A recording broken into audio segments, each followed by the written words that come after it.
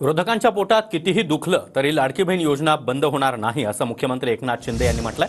सरकारची ताकद वाढवली तर 1.5चे 2 आणि 2चे 3,000 रुपये होतील असं देखील शिंदे यांनी म्हटलंय। तर नाना पटोलेंचा निवडणूक प्रमुख लाडकी बहीण योजना बंद करण्यासाठी हायकोर्टात गेला असा आरोप देवेंद्र फडणवीसांनी केला। या सगळ्या योजनांमुळे विरोधकांच्या पायाखालची वाळू सरकली आहे, त्यांच्या पोटात दुखू लागले।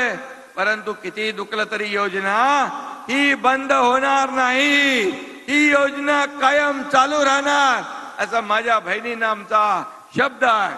तुम्ही सरकारची ताकद वाढवली तर 1,500चे 2,000 होतील, 2,000चे 2,500 होतील, आणखी ताकद वाढवली तर 3,000 होतील।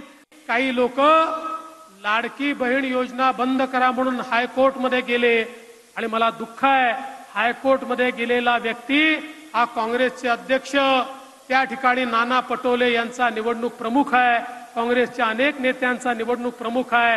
माझी त्यांना देखील योजना आहे, विनंती आहे, काँग्रेसच्या महाविकास आघाडीच्या सगळ्या नेत्यांना विनंती आहे, या योजनेला राजकीय चष्म्यातनं पाहू नका, याला विरोध करू नका।